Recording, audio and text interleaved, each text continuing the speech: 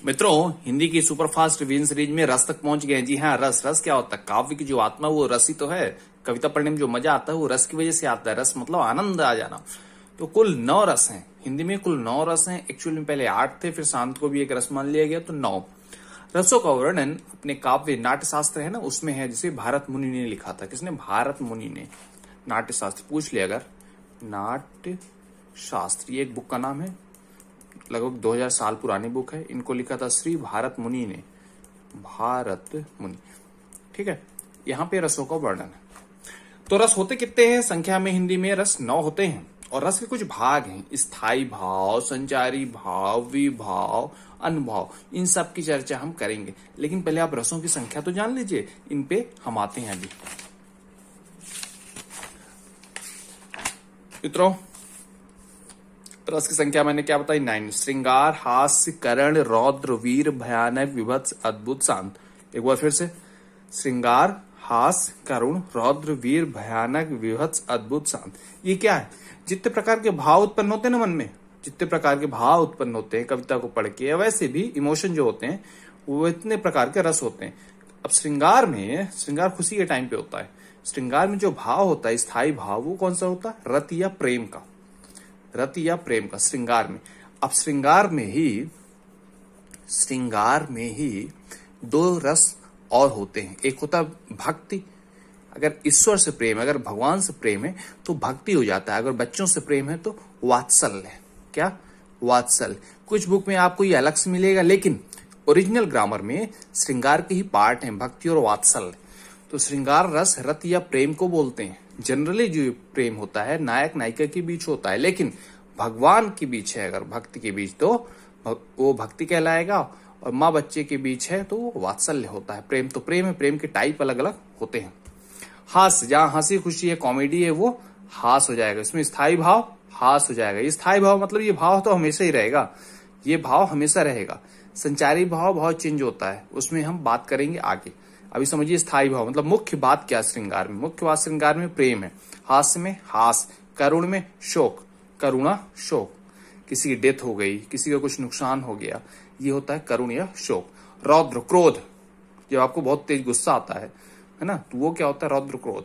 ज्यादातर जो कविता लड़ाई के वक्त लिखी गई है उसमें रौद्र या क्रोध रस है।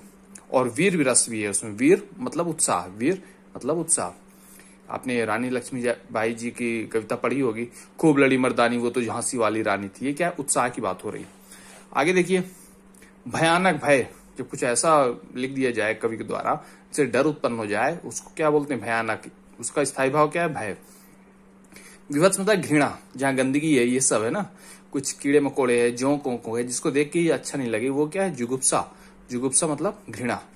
विभत्स का भाव जुगुप्सा है, घृणा। अद्भुत का विस्मय, कुछ आश्चर्यचकित हो जाए पढ़ के, है ना, अरे भाई ऐसा भी होता है क्या? तो अद्भुत का हो जाएगा विस्मय। शांत का निर्वेद, शांत का निर्वेद, ये आपको याद कर लेना, निर्वेद संस्कृत का वर्ड है। तो डायरेक्ट स्थायी भाव पूछ सकता है, तो आपको याद होना चाहिए। फिर से चलते हैं। श्रृंगार का हो गया रति, हास्य का हास, करुण का शोक, रौद्र का क्रोध, वीर उत्साह, भयानक भय, विभत्स जुगुप्सा, अद्भुत विस्मय, शांत निर्वेद। अब करुण का शोक तो आपको याद होगा, रौद्र का क्रोध याद है, वीर का उत्साह याद, भयानक का भय याद है, ये याद नहीं होगा आपको। अद्भुत का विस्मय याद होगा, ये याद नहीं होगा। और श्रृंगार का प्रेम या रति याद होगा, हास्य का हास याद होगा। तो आपको याद क्या क्या नहीं है मुझे मालूम है। आपको शांत का निर्वेद याद नहीं है, विभत्स का जुगुप्सा या घृणा याद नहीं है, ये 2 आपको याद नहीं है, तो याद करा देते हैं। शांत का निर्वेद, निर्वेद निर्वेद निर्वेद, शांत निर्वेद। विभत्स जुगुप्सा, विभत्स जुगुप्सा, जो अलग से लग रहा है, विभत्स भी अलग से है और उसका स्थायी भाव भी अलग से है। तो अगर ये याद है तो ये ऑटोमेटिक याद हो जाएगा, नहीं तो ऑप्शन से आप कर लेंगे। विभत्स का क्या हो जाएगा? जुगुप्सा। ये भी अजीब है, ये भी अजीब है, अजीब अजीब एक साथ हो गए। ये देखिए, विभत्स आधा ता है, जहां आधा पा है। अशांत निर्वेद याद हो गया, स्थायी भाव।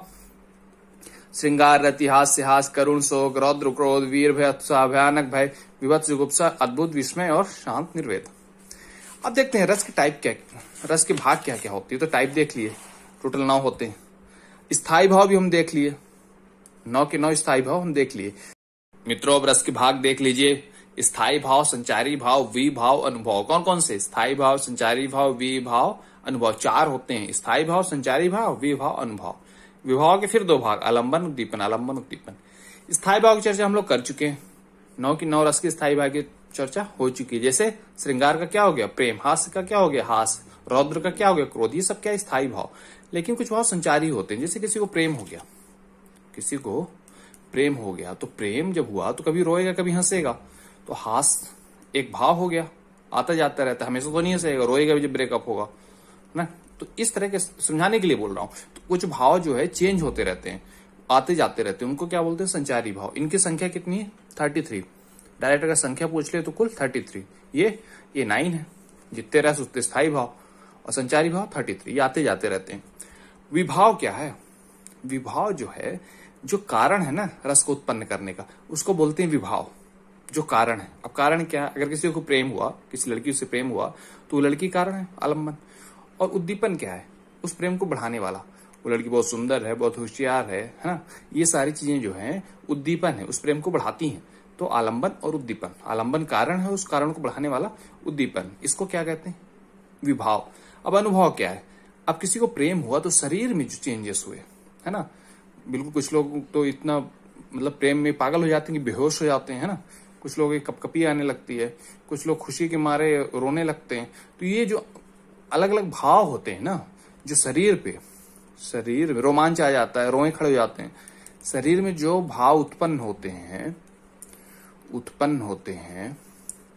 शरीर में जो भाव उत्पन्न होते हैं किसी भी रस के कारण, अब वो क्या है, वो अनुभव। अब किसी को क्रोध आया तो क्रोध में भी क्या होता है, बिल्कुल आंखें भींच जाती हैं, दांत कटकटाने लगते हैं, ये क्या है, अनुभव हो जाएगा क्रोध का। तो ये सारे भाग किसके हैं, रस के। तो हमने क्या क्या पढ़ा, हमने टोटल रस 9 पढ़ा। नाट्यशास्त्र में भरत मुनि ने दिया है रस की परिभाषा, और हमने सबके स्थायी भाव पढ़े, संचारी भाव पढ़े। 33 विभाव क्या है, कारण है रस का, उसमें 2 भाग, आलम्बन और उद्दीपन, और अनुभव पढ़ा जो शरीर में चेंजेस होते हैं किसी रस के वजह से। मित्रों, इसके बाद आपकी छंद की भी शॉर्ट में रिवीजन क्लास होगी। ये सारे टॉपिक में डिटेल में भी पढ़ाऊंगा, घबराइए मत। धन्यवाद।